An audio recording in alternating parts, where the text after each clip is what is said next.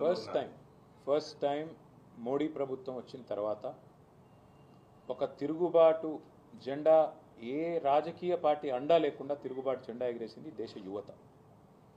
అది నీట్ అనేది కేవలం ఒక ట్రిగర్గా మాత్రమే పనికొచ్చింది తప్ప అంతకంటే ముందే పేరుకుపోయిన అసహనం, వివిధ రంగాల్లో ప్రభుత్వం యొక్క వైఫల్యం వల్ల పేరుకుపోయిన అసహనానికి మొన్న జరిగిన ప్రొటెస్టులు ఒక ప్రతీకగా చూడొచ్చు. మోడీ గారు వారి ప్రభుత్వం వచ్చిన కొత్తలో దేశానికి చెప్పింది ఏమంటే 2022 కల్లా ప్రతి సంవత్సరం 2 కోట్ల ఉద్యోగాలు ఇస్తా అని చెప్పారు. మరి ఇప్పుడు 12 ఏళ్ళు అయింది. ఈ పాటికి 24 కోట్ల ఉద్యోగాలు సృష్టించి ఉండాలి.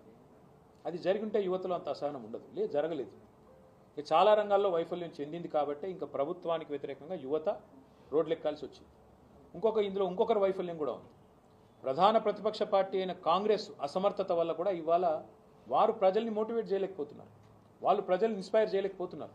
అందుకే ఒక ఆన్లైన్ స్టార్ట్ అయిన ఒక ఉద్యమం ఇవాళ ఆఫ్లైన్ మారింది, జంతర్ మంతర్ కాడికి వచ్చింది, పార్లమెంట్ చుట్టుముట్టే కాడికి వచ్చింది, ప్రభుత్వాన్ని ఉక్కిరి బిక్కిరి చేసే కాడికి వచ్చింది. అంటే ఈ దేశ యువత కేసీఆర్ గారు 2020 సంవత్సరంలో చెప్పారు, India reacts, India will react जब कभी ज़रूरत पड़ता है, भारत एक उज्जवल देश है, जब कभी ज़रूरत पड़ता है भारत रियाक्ट करेगा. నిజంగా కేసీఆర్ గారు 6 ఏళ్ల కింద చెప్పిన మాట ఇవాళ నిజం అని పిల్లలు చూపెడతా ఉన్నారు.